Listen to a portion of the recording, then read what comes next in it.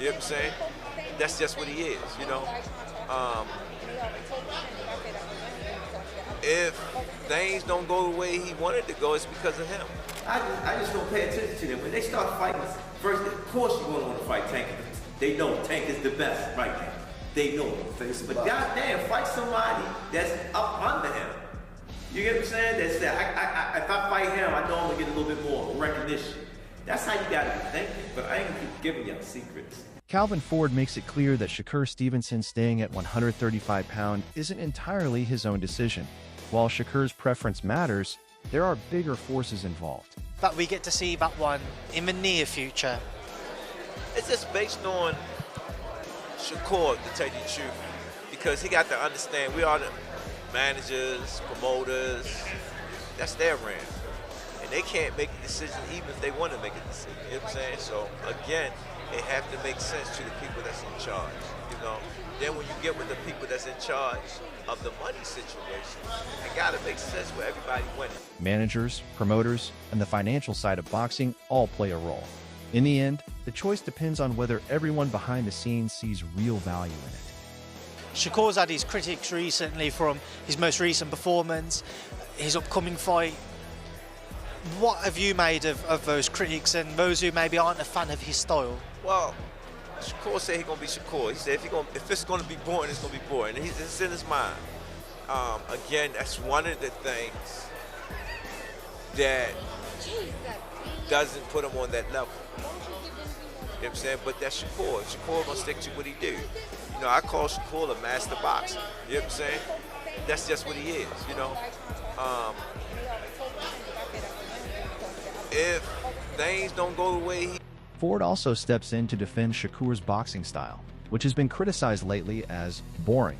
He pushes back strongly on that narrative, saying Stevenson is simply staying true to himself. According to Ford, Shakur is a master of the sport, and if anything ever falls short, it's on him, not because of outside pressure or opinions. Look at him, he framed pay-per-view knocking these dudes out. That don't take away the fact that I can beat this dude. It don't take away from the fact that this dude know he can't beat me. Tell him to send the contract over, or we send the contract to him. However it go, tell him to fight me. That dude get to feeling himself and feeling like he's something that he's not in. And to the world, he look like a killer, but I can't wait. I'm gonna expose him. I'm gonna expose him. I promise you, I'm gonna expose him. I'll be the person that he going there, he not gonna knock out. He not gonna hurt. He gotta go 12 rounds with somebody and somebody gonna be beating him. He ain't gonna like that shit. That shit gonna mess with his heart. That shit gonna... Meanwhile, Shakur Stevenson isn't backing down when it comes to Gervonta Davis. He openly admits Tank's knockout power is real, but insists it doesn't change his belief that he can beat him. In fact, Shakur goes even further, claiming that deep down, Tank knows he can't win that fight. His message is direct: send the contract and he'll sign it. He calls on Davis to stop the hype and make the fight happen. If you don't get touched, I'll never ever train fighters again. I ain't seen him fight nobody that was a killer already. And everybody he fought touched him. Everybody he fought touched him. Let's really look at when you talk about them guys. Who did they fight was that next to killer? You get what I'm saying? You feel what I'm saying? I feel what you're saying. How do you hire Bob Arm too? Because he's not gonna let that shit happen. I just don't pay attention to them. When they start fighting, first, of course you're going to want to fight Tank. They know Tank is the best, right? On the other side, Calvin Ford and Kenny Ellis completely reject the idea that Shakur could control or break down Davis. They argue that Tank fights on his own terms and won't be pulled into anyone else's strategy. In their view, Shakur's style won't dictate anything when it comes to Tank. Gervonta Davis himself adds even more fuel to the fire during a heated live interview. He doesn't hold back, bluntly claiming that Shakur has no real skills. People that can actually hit. No matter all that boxing, you're going to get hit. What you going to do when you... Tank questions his style, his ability to excite fans, and even his punching power. He labels Shakur as boring, saying fans don't want to watch that kind of boxing and calling his approach ineffective inside the ring. But not everyone agrees with that take. Oscar De La Hoya offers a completely different perspective, praising Davis as an elite-level fighter built on discipline and serious preparation. He believes Tank enters every fight in peak condition, making him a constant danger to anyone in the ring. contemporaries have a lot to say these days. Shakur Stevenson, well, of course, he's now 135 after all that stuff, and then Devin Haney. Right, so why people even talk like he the best at, he didn't even fight at 135 yet. Right. He didn't even have power at 126, I mean 126, 30 or none of that. He is good. Okay. How can you, all that's just okay. Shakur, however, believes Davis's attitude toward him has become more personal over time. He feels that Tank's reactions come from knowing he's the biggest threat in the division, even if he won't admit it publicly. Some analysts even compare this potential matchup to Deontay Wilder versus Tyson Fury, suggesting that raw knockout power might not be enough. In their view, Shakur's technique, defense, and ring IQ could neutralize Davis's biggest weapon and become the deciding factors. Gervonta Davis. Gervonta Davis is, I mean, to say the least, he's a beast. He really is.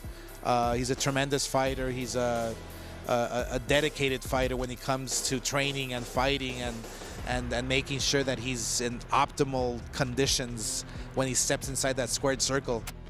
Andre Ward also backs Shakur, praising his discipline and mindset. He calls him a true student of boxing, someone who keeps learning, improving, and staying committed to the craft. Competition. As you get older, you start to know what competition is, and he kind of looked at me like, I feel like I was a threat, which is rightfully so. Like, I don't blame him for the way that he looked at me, but it is what it is. It's two guys that just want to be the best in our sport, and we ready to lay it all on the line. Did he say to you, like, yo, I don't want to be friends, or we can't, or is it just like a gradual thing where it started to become more distant? Now you just know energy. You know energy. Once you feel the energy that's coming at you, you understand, like, okay, I get it. When do you think that started to change? I think as he kind of matured and got older. Once you get older and mature, his energy kind of let it be known, like, yeah, you the ops. We got to fight, so. At the same time, Roy Jones Jr. highlights the danger that Davis brings. His movement, explosiveness, and ring awareness can trouble any opponent. But Jones believes Shakur has the intelligence to control distance and dictate the pace from the outside. Eventually, he says, Tank will have to take risks and close the gap. And that's where the fight becomes unpredictable. Shakur Stevenson, I'm going to say it here on the front page, and Tank, I love you, brother, and still would love to talk to you. 100. But when you get in there with Shakur, it's going to remind me of Deontay Wilder fighting Tyson Fury. Ooh. Because what you going to do when you come across a motherfucker you can't knock out? Only thing you going to do is just get more frustrated. That's a terrible analogy. I'm just saying. Only reason why I'm saying it's a terrible analogy is because Tank Davis. Remember, you've heard Coach Cal say this all the time. He says the same thing, and I know exactly what he means. We just waiting on somebody to pull it out of him. You ever hear him say that? Yeah, yeah. We got so much. It's just we ain't been able to show it because ain't nobody been able to pull it out of him. We looking forward to the big fights. We looking forward to the big matchups because those are the kind of people that's gonna pull it out of him. So with a fight with Shakur, you're gonna see this boxing style that you don't usually get from. As soon as Gervonta Davis starts gambling to land that big shot, the entire fight can flip in an instant. That's what makes this matchup so dangerous for both men. One small mistake from Shakur Stevenson could change everything, but at the same time, one failed attempt from Tank could leave him wide open. He had a lot of stuff he could have did, but he's so talented and gifted, man, you know. You also got to trust what he's seeing in there. You know, we're on the outside, you know. But I think he put on a tremendous performance, and obviously, you know, the level he's at, you always look.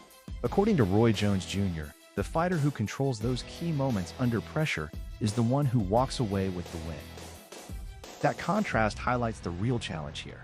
Teddy Atlas sees Shakur as a master of distance, using footwork, timing, and precision to stay just out of range while landing clean, controlled shots. But he also questions whether that style can hold up against someone like Davis. Tank doesn't just chase, he applies steady pressure, cuts off the ring, and targets the body to wear opponents down. He traps fighters, slowly removing their movement round by round. There's a problem for anybody because of that back foot game. There's an awesome back foot game. And when you got a good back foot game like that and you understand boxing like you understand it, he's going to make it rough for anybody. But, you know, Tank is a different animal too. So it's a great fight. That's why everybody want to see it. We can't just look at it and say, oh, he gonna win, or oh, he gonna win. No. We already know that Shakur gonna stay back. Tank got to gamble some to get what he wants, and that's gonna make. From another angle, Terrence Crawford views Shakur as a highly disciplined technician built on defense and ring control. He believes Davis won't be able to land clean the way he usually does. Do his thing. Control range. You come in 6 inches, he goes back 8.5, and he counters, and he controls space in that ring. And you know, he's a ghost. He's a ghost in that ring. He fights that style. He's that pitcher I talk about on the baseball diamond that disarms you, that takes the bat out of your hands, that hits corners, mixes up the speeds. You know, just doesn't allow you, keeps you off balance. Doesn't allow you to get a good swing at him. Could he do that with Tank Davis, who's patient, who's deliberate, who knows how to hunt you down, who knows how to shrink a ring, who knows how to properly apply pressure without leaving himself wide open, who knows how to use a jab to get it, who knows how to go to the body to take some of the legs away, take some of the air out of the tires. Shakur limits openings, forces misses, and changes the rhythm of the fight entirely. Tank is used to breaking opponents down, but against Stevenson, he might find himself swinging at air. And in that moment, the knockout artist could become the one searching for answers. Timothy Bradley wants this fight to happen now. He calls it one of the most important matchups in boxing today, a true test of skill versus power. Bradley believes Shakur's defense and IQ make him a serious problem for Tank, while Davis brings the kind of power that can end a fight instantly. Shakur is a different fighter. You know, Shakur is different. You know, people may call him boring. People may say he can't punch. But they say the same thing about Floyd. Because they defensive fighters. Yeah. Tank is not going to be able to hit Shakur like he hit everybody else. And he know that. He knows that. That's why he's like, he's boring, he's this, he's that. He's trying to diminish everything that Shakur have done so it's not marketable. But he can't do that because Shakur is what, three-weight world. He also suggests that once Davis clears other big names, Stevenson is the natural next step. Gary Russell Jr. also praises Shakur's technical brilliance, calling him a precise, efficient boxer who relies on defense, movement, and smart shot selection. He avoids unnecessary risks and controls fights with discipline rather than chaos. It's me, just my nature, man. Like, in order to be the best, you got to beat the best. Like, it's just too much talking, man. You know, like, of course, we've had some fights. You know, Turkey Al-Sheikh has put on some good fights and stuff like that. And it made crazy money, and it made perfect sense. But, like, I'm just saying, man, like, it don't matter. If you was close by my weight class, bro, and we can generate some money, and we can, you know, you got accolades on the line, I'm for it. It don't matter who you are, man. So, but yeah, that's just it. But no, fights in particular, I want to see, man. I want to see Tank, and I want to see Shakur, bro. Like, come on. I want to see Tank and Shakur. That's what we want to see. You know, another fight, I want to see, what's that boy name is? I want to see, well, Boots got to fight against Xander. But you know, I want to see all the titles get unified at with junior middleweight, junior middleweight. Yeah, I want to see all the titles get unified there. And if you don't want to unify all the titles, if you don't want to pay all those sanction fees, I get it. But you know, fight the champion out there. You know what I mean? Relinquish one belt and go after the champion. That way you don't have to pay so many sanction fees. But yeah, but I want to see stuff.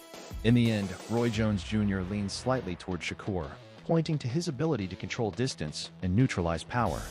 But voices from Tank's side continue to push back, and the tension keeps building. The style, he got a surgical style. He's a boxer.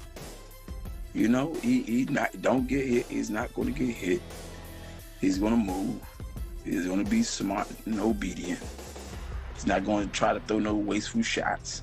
And he's not going to take no risk for real with certain fighters. Why? Because it'd be foolish. His job is to win. And if he can do that by playing it safe, and he's going to do that. Right. It's not stupid of him. It's smart of him. This is no longer just hype. It's control versus power, patience versus pressure.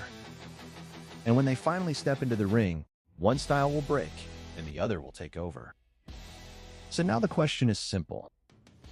Who are you backing? Drop your prediction below.